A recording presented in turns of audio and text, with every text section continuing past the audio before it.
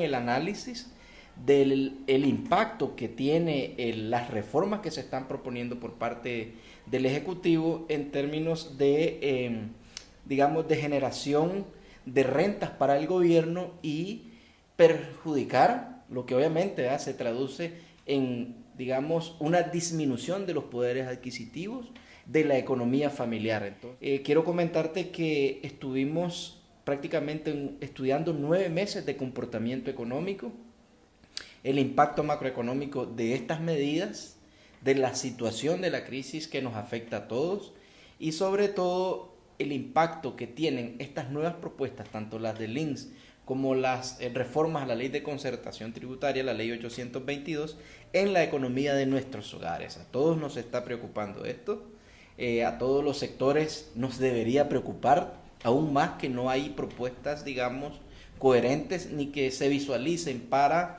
digamos, disminuir los riesgos que este tipo de políticas pueden ocasionar o ya están ocasionando en la economía de nuestros hogares. Sí, mira, una de las lecciones que hemos visto es que, bueno, las reformas tienen un origen, tienen una causa, y la causa está en la situación sociopolítica que vivimos. Fíjate bien que menciono sociopolítica porque no es una crisis económica.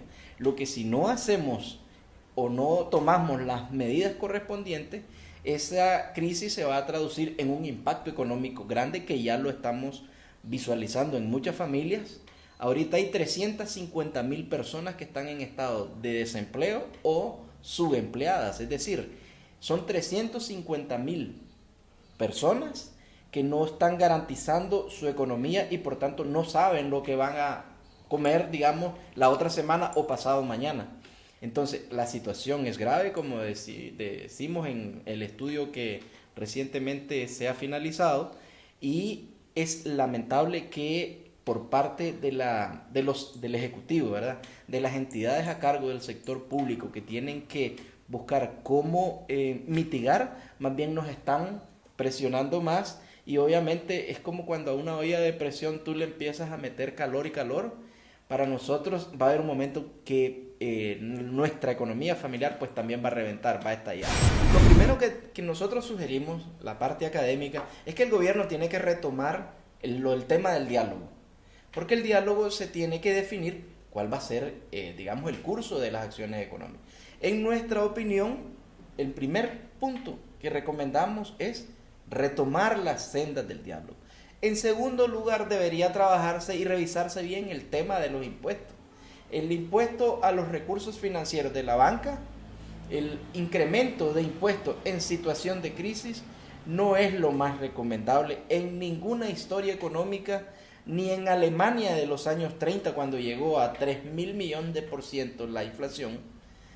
Fue una política acertada.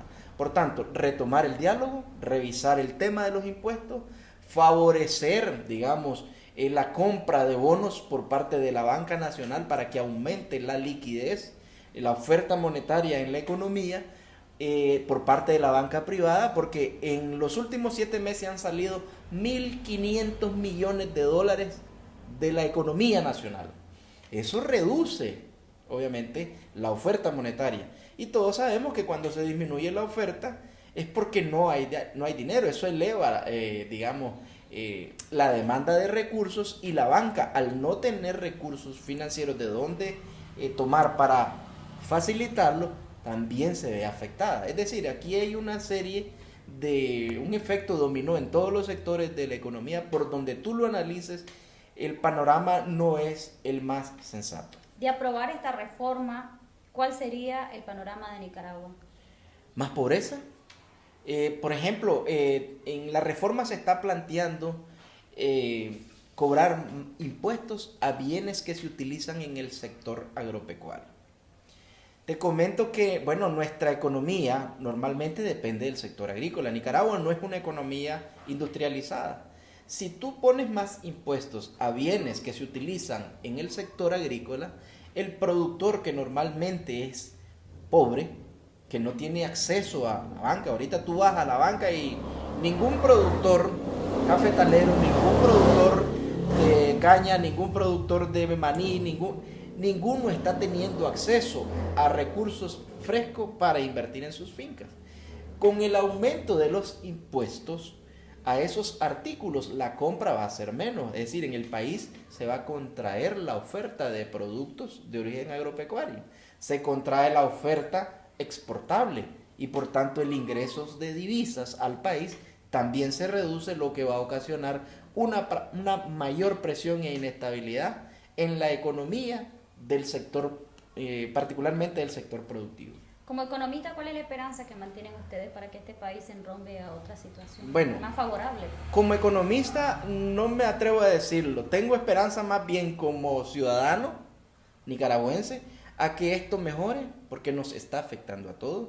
Desde el punto de vista económico, el panorama es muy sensible, muy cuestionado y muy inestable.